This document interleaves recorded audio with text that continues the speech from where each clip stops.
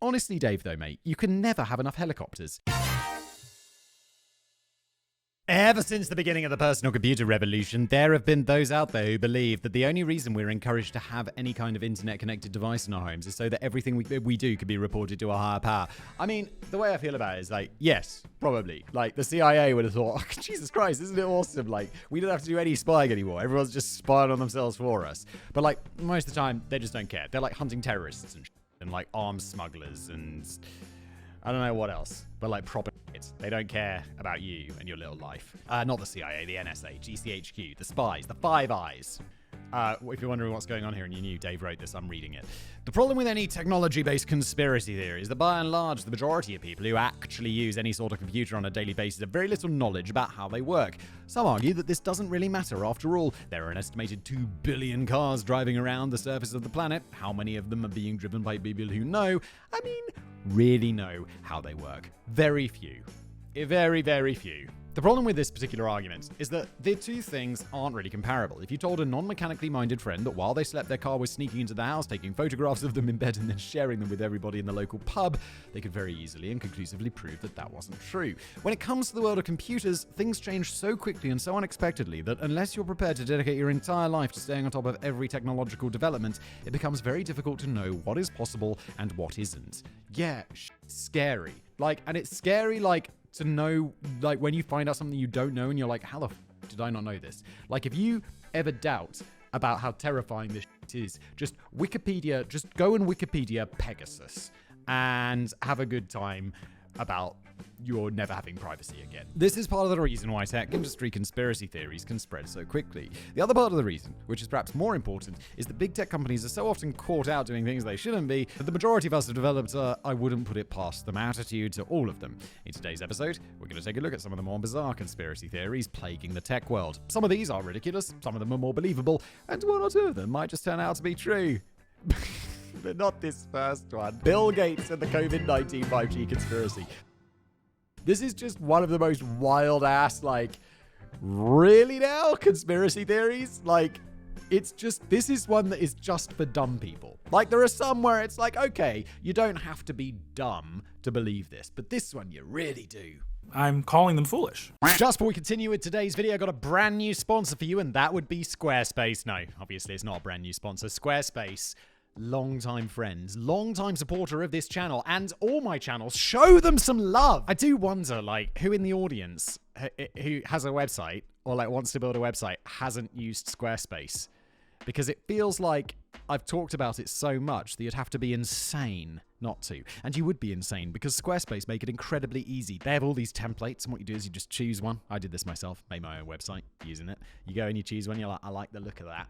And then you take out all the stock images and the generic lorem ipsum in there, and then you add in your own text, and it really looks like you've made a professional website when really all you did was sign up to Squarespace for however many dollars a month, and boom. I remember back in the day, I'm of an age, when I was at school, we had Computer Club or whatever it was called, and we were making websites, and you made your websites in Notepad. You had to learn all these things, and it'd be okay, well, if I type in this bit of text, that's how you make a background, and if you type in this bit of text, that's how you make a link.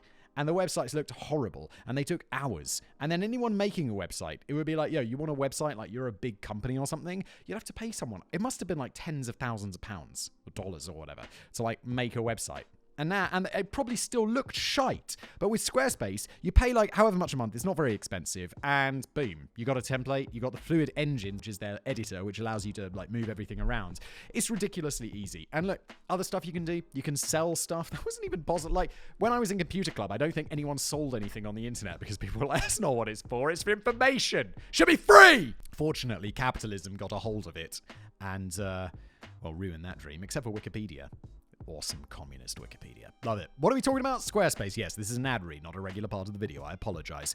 Show Squarespace some love. Get signed up. Oh, I have to mention that they do courses now, which, I have to mention it. I want to mention it. I want to tell you guys about it because, let's say you've got some, knowledge. I don't know. What knowledge do I have? Making silly YouTube videos. Simon's course on making silly YouTube videos. No one's going to buy that, but I could sell it if I wanted to through Squarespace. And you could set the price you want, or you could charge a monthly recurring, whatever you want. It's super easy with Squarespace. That's Squarespace, everybody. Look, just go get on with it. Build your website with Squarespace. Why wouldn't you? This ad read's already way too long. So where do you go? Go to squarespace.com/blaze for a free trial. And when you're ready to launch, use the promo code BLAZE and you'll get 10% off your first purchase of a website or a domain. Go get cracking. Thank you, Squarespace. Love you. Back to today's video. I did warn you that some of these were ridiculous, but this one provided me with a not inconsiderable amount of entertainment during its peak, so I thought I would include it as a light-hearted way of kicking off the video. I'm sure that everybody who's watching this has at least some knowledge of this particular flight of madness, but just in case, here's a brief summary. I can honestly say I do not believe I know anybody who was not in some way affected by the COVID-19 pandemic. Everyone was affected by COVID. Like, whether you got it, whether you didn't, whether you had to stay inside, whether you didn't, whether you had to wear a mask, whether you like, we were all affected in loads of ways. It feels like a weird, distant dream. Although I appear to be one of the lucky few individuals to have some sort of inbuilt immunity to the virus, everybody I live with has had it several times while I remain unaffected. I know at least one person who died as a result of contracting the virus and several others who had life-changing long-term effects. I don't know anyone who died. I know of people who died, but like, I don't know people who've had serious long-term effects of it. As with any global catastrophe of this level, the stage was set for conspiracy theories and fearmongers to capitalize on uncertainty, and in some cases, outright terror that many people were feeling. Some of the individuals who were hell-bent on terrifying the masses but were too lazy to come up with their own brand of misinformation simply adapted a previous conspiracy theory about HAARP, the US military's high-frequency active auroral research program. According to many of the tinfoil hat folk, this program was secretly using radio waves for anything from mind control to weather weaponization. After cherry-picking certain aspects from some of these theories and adding some additional flavors, a unique, delicious cocktail of lies were born. So, what was the story? Apparently, COVID-19 had been deliberately created and released so that people would be forced to be vaccinated against it. Along with this vaccination, which contained a wide range of nefarious chemicals that would allegedly chemically castrate, control the minds of, or simply kill off the vast majority of the population. Yeah, all of those things happened, didn't they, big brains? Oh, right! To call you stupid would be an insult to stupid people! Each victim would receive a minuscule microchip which would turn them into a 5G signal antenna. But who was behind this dastardly plan? Also, if this was technically possible, it would be amazing. You'd always have amazing cell reception. You'd be like, wow, 5 bars everywhere because I've got a chip in my body. That'd be awesome. Well, obviously, Bill and Melinda Gates. In Gates we trust. When I first heard about this, I was very excited. 5G signal is notoriously bad exactly in my area, and I couldn't wait to get all the benefits that I was paying for with my mobile phone tariff. Unfortunately, and I still feel a little bit bad about this, I may have taken my excitement a little bit too far. Upon receiving my first vaccination, I turned to the lady who administered it and asked in a confidential tone whether I had to contact Bill Gates directly to have the 5G enabled. Whether it would just, did you actually do that? That's kind of a great joke.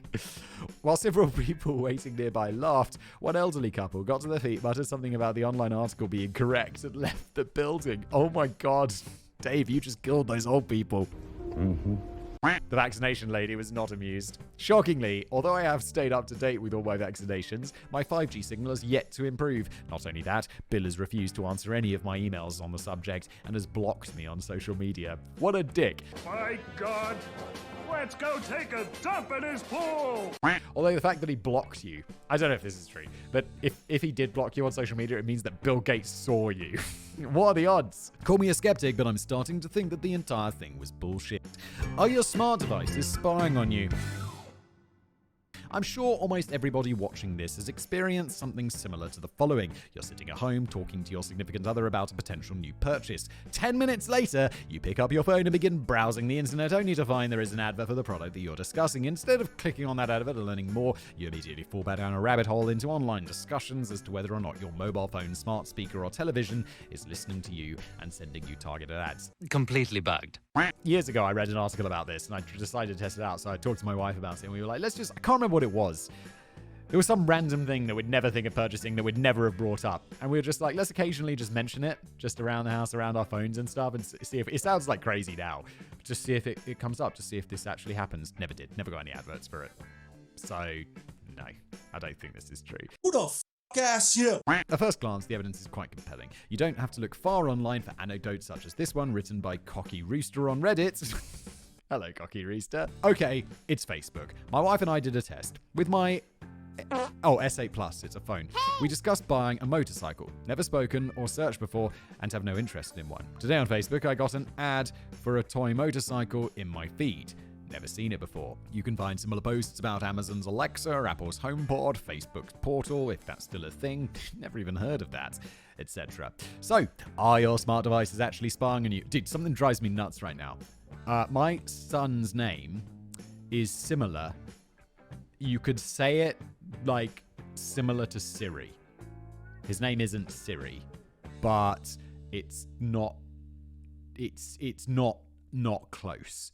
And sometimes the bastard thinks I'm talking to him and just randomly chime in being like, and you're like, what the fuck? I wasn't talking to you.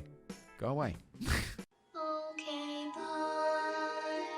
bye. So, are your smart devices actually spying on you? Well, that depends on how you define spying. Firstly, and most importantly, although I have no wish to denigrate the validity of Mr. Rooster's claims, he or she, like anybody else on Reddit could have very well made up this story in order to prove the point that he or she is trying to make. Secondly, almost all devices and apps collect huge amounts of data about their users. Usually, if you take the time to read through the terms and conditions instead of lying and saying that you have, ways in which your data is used or could be used are pretty extensively laid out for you. As a quick aside, this is why I find the post that occasionally does the rounds on Facebook telling everybody that the rules will change tomorrow, and if you don't copy and paste this message on Facebook, they'll have the right to do whatever they want with your pictures, so amusing. If you actually read the terms and conditions before you joined Facebook, you would already know that you already agreed to this. Sorry, back to the script. When I first read Amazon's claims that Alexa only ever listens when you say the trigger phrase or wake word, I decided to investigate this a little more thoroughly. First, I briefly looked into the claims made by some that your smart speaker is recording everything that happens in your home and sending it back to some sort of government-controlled server.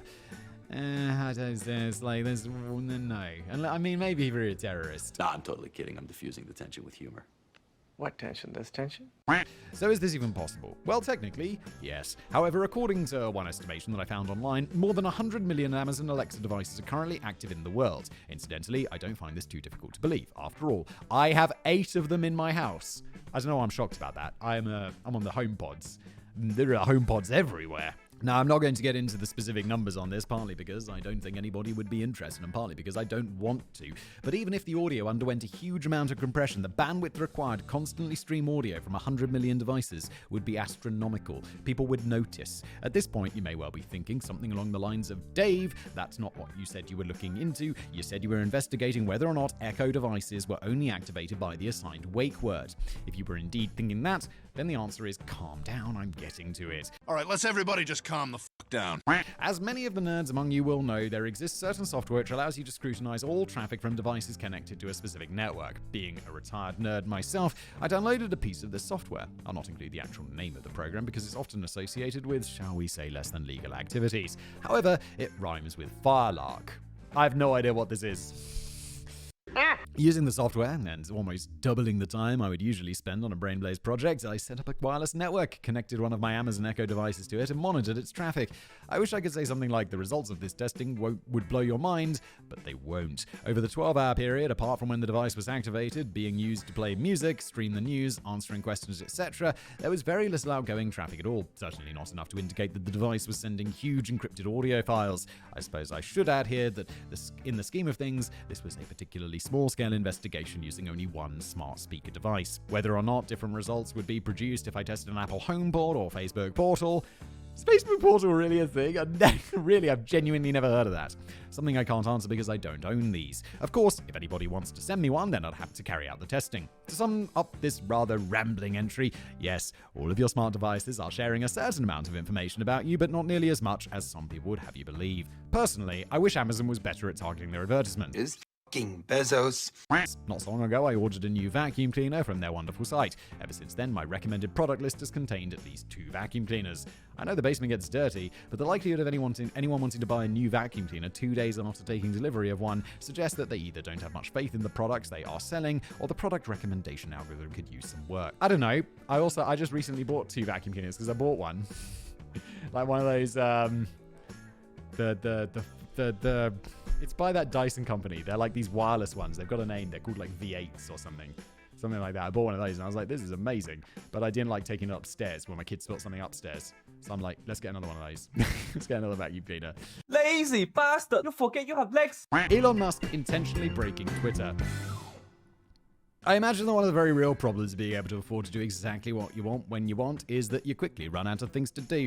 I mean, most of us have to save up for years to take that once-in-a-lifetime trip, buy that family car, or finally put an end to being taken advantage of on the property rental market. For the incomprehensibly rich, I would think there's only so many times that you can go out and buy a fleet of helicopters, purchase enough overpriced real estate to house the entire homeless population of the UK, or overcompensate for the size of your tiny penis. Back off! I'll make you teensy! By paying thousands of dollars to shoot an endangered wild animal before you get bored. Honestly, Dave, though, mate, you can never have enough helicopters. Or one such stratospherically rich individual. I remember the second I became a billionaire. I was ass naked sitting right there. Who presumably became bored of doing things like this is Elon Musk. In October of 2022, he became so bored that he decided to purchase the social media platform known as Twitter. Elon, you're clearly unhinged. And to all outward appearances, systematically destroy it. Don't get me wrong, Twitter, at that time, was already a fairly toxic place to be, but they did at least appear to be making some progress. People who claimed that school shootings had been staged, suggested the COVID-19 pandemic was a hoax, or incited rioters to attack the US Capitol building have been removed from the platform, and things were, if not looking up, then certainly starting to look across. Enter Elon Musk. Upon taking control, he immediately dismissed thousands of employees, including but not limited to content moderators, the VP of diversity, the head of legal policy, the entire human rights team, the ethical AI team, and the communications departments. Fucking hell. Why? Because f*** 'em, that's why. After administering this crippling blow to his new company, he set in motion a return to the bad old days by reinstating previously banned spreaders of hate speech like Alex Jones and former President Trump. More recently, the new owner took a switchblade to what remained of Twitter's credibility when he appeared to endorse the anti-Semitic conspiracy theory on the platform, which led to hundreds of top companies withdrawing their ads from the site. Yeah, and then he's like on the stage, he's like, you don't want to advertise? F*** you. You'll kill Twitter. And it's like, well, don't say anti-Semitic shit. It's not them, it's you. Well, of course I know him. But surely Musk has a plan. I mean, he would not pay $44 billion for something just to destroy it. Well, depending on who you believe, he may have done exactly that. But why? Why ask why? When how is so much more fun. As you may not be surprised to hear, there are several theories. Firstly, it has been alleged that in spite of his prolific free speech rhetoric, Musk is actually in favor of silencing left-wing views and turning the platform into a right-wing echo chamber. That makes no sense. It doesn't make sense. Business-wise. He just wants as many people as possible. And if you make it super right or super left-wing, you're going to alienate half of the people. Or not super right or super left, but just right or left, if you go one way or the other. There are those platforms for right wing or left wing or whatever, and it's they're always going to have a smaller audience because it's just one side. And honestly, they're kind of just circle jerking each other. What? It's kind of it's weird. There should be conversation and debate, and isn't it better in the middle? Should always be in the middle, you appeal to everyone. That's better. Be like Oprah. Write that down. Proponents of this theory claim that he is in league with Twitter's second biggest stakeholder, Prince Alawaleed bin Talal of Saudi Arabia. I feel like someone called Alawaleed. What was that guy's name in The Dictator? That movie was Prince. I feel like it was Alawaleed or something, wasn't it? Another theory claims that Musk is attempting to destroy Twitter so that he can completely rebuild it in his own image. Well, you're Elon Musk. You can build something in your own image anyway. You're Elon Musk, you have infinite resources. According to Lou Pascalis, the former head of global media at Bank of America, Musk is smart. He knows it's illegal, although usually hard to prove, to intentionally devalue an asset to manipulate creditors. And he knows how to make money, so I have to believe he sees an entirely new revenue model that the rest of us don't yet recognize. I feel like you're putting a lot of faith in a man who is unquestionably smart, but also rather impulsive. The third and final theory to explain away the madness is both my favorite and the most simple, and it comes from a Guardian article written by Arwa Modawi, and it reads like this. It's also possible that the simplest answer is the correct one. Musk is a narcissist who has let his enormous ego get in the way of making sensible business decisions. He's realized that he can't actually make X profitable, so he's letting it all burn to the ground while casting himself as some sort of free speech martyr. Very expensive way to martyr yourself. I suppose that it's just possible there is a fourth possibility, but it seems so unlikely at this stage that hardly bears mentioning. Maybe, just maybe, he actually does know what he's doing, and after this period of extreme turmoil, he'll recoup the $25 billion in lost value and steer the company onto greater, more profitable heights. No. I doubt it. Maybe this will age badly, but I don't think it's working very well so far. Apple and planned obsolescence. If you follow tech news even a little bit, you'll probably be aware that in 2017, Apple agreed to settle a class action lawsuit over claims that they deliberately slowed down the performance of various iPhone models as they aged in order to boost sales. Claims of planned obsolescence, a process whereby manufacturers deliberately limit the lifespan of any given product, have been around for many years now, and in this case, Apple was, in fact, guilty of slowing down devices. Not only were they slowing the devices down, but they made the somewhat poor decision not to tell customers they were doing this. So, were they actually doing this to force customers to buy the latest handset? Well, according to Apple and evidence, not really. Wasn't this about, if I remember correctly, batteries get worse as they age, right? And so they were slowing down the devices on purpose so that they'd use less battery power so the battery would last longer, I think. As rechargeable batteries age, goddamn big brain, they become less efficient, and because of this, they're not always capable of running the various components of your phone, processor, GPU, camera, etc. Okay, so they can't actually... Oh, at maximum speed. Okay. So they can't actually do it rather than it just being too draining on the battery or whatever. Attempting to force this issue can cause phones with older batteries to randomly shut down, even though they still display a reasonable battery level percentage. What Apple claimed the throttling software was doing was ensuring that these random crashes didn't happen. Now, after the lawsuit, if you go into battery health section of your iPhone, it will provide you with the following information. The built-in software and hardware system is automatic, always on, and works to provide the best possible performance as battery aging occurs over time. The power needs of the iPhone 11 models and later are monitored dynamically, and performance is managed so it can address these needs in real time. The system allows your iPhone to reduce performance impacts from battery aging. If they had included this information prior to the lawsuit, then I don't believe they would have had to pay out that money at all. Yeah, it's probably why they included it after the lawsuit. To those of you who are warming up your typing fingers and getting ready to write something in the comment section along the lines of course they would say that, they're not likely to admit that they were deliberately ripping people off, are they? Yeah, but... Oh, they settled it, didn't they? They settled it. I was going to say the lawsuit went in their favor, but it didn't. It was settled. I'd like to draw your attention to the following points. Firstly, the information that Apple provided regarding the life of rechargeable batteries is absolutely correct. No batteries last forever. Secondly, there was a relatively inexpensive way of restoring your iPhone to its former glory. If you replace the battery, admittedly something that is a little bit more difficult to do nowadays, the throttling features would be deactivated. Unfortunately, although there are many genuine reasons to go after Apple, this particular one does not appear to be valid. And that's where we end today's video. Thanks for being here.